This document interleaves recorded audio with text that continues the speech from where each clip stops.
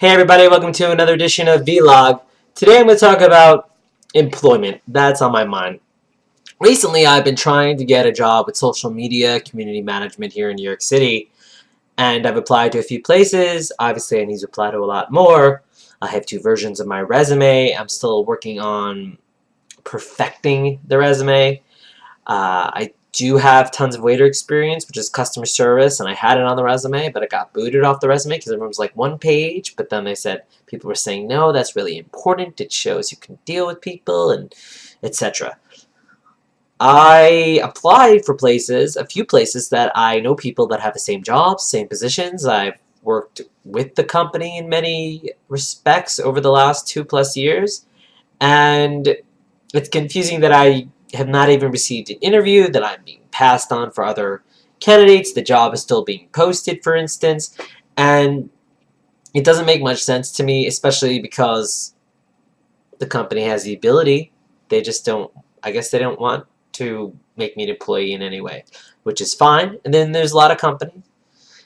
I'm just trying to understand what one needs to do to get a job in social, in communications, community manager, for instance, in event planning, when you've been part of a community, when you influence the community, when you've planned multiple events with multiple people showing up, when you've worked with the own uh, department that you've applied with, you've brought people to them, you've brought people to their page on the internet, for example, you have clients, you have companies you've worked with, you've seen great results with, you've seen them double, triple, quadruple their numbers over a short period of time based on what you've done, you've seen your own ideas be implemented, be put into play.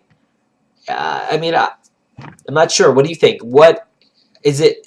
And there are robots that I've been told recently that go through resumes and only pick the resumes that have the degree, the experience, everything matches, and they toss the other ones. And if that's the case, I get it. But in my recent experiences, there was a human being saying that they reviewed my resume and that's it.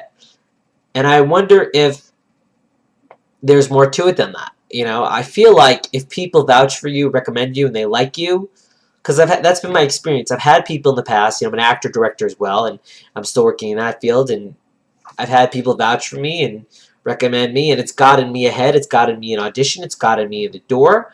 And it seems that it doesn't necessarily work the same way in the technology field with social and the internet.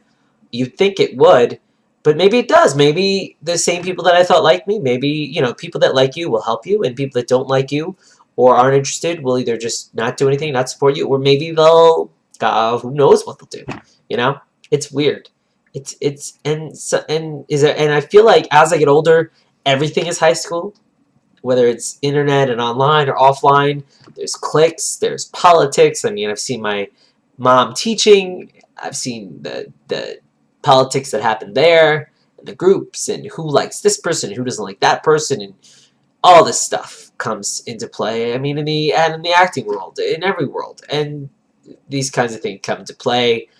And it's amazing, people form groups, and those are the people that get stuff done. I feel like you have to have your own business, your own group. You have to go out there, raise money, do what you have to do, and in the long run, you're working for yourself. And working for yourself is ultimately what I think, no, not only I want to do, but I think that a lot of you want to do. And I think in the future, more and more people are just going to work for themselves. They might not have the same benefits in the 401k, but at least all their time and all their effort is put towards what they want and towards their own thing. And if they're waiting tables, which I've done for a decade, maybe I'll have to go back to that. But I feel like at this point, and I don't mean to be, this is a serious vlog, that it shouldn't be so hard to even get an interview. I understand the job is tough, it's competitive, but yeah, I'm puzzled.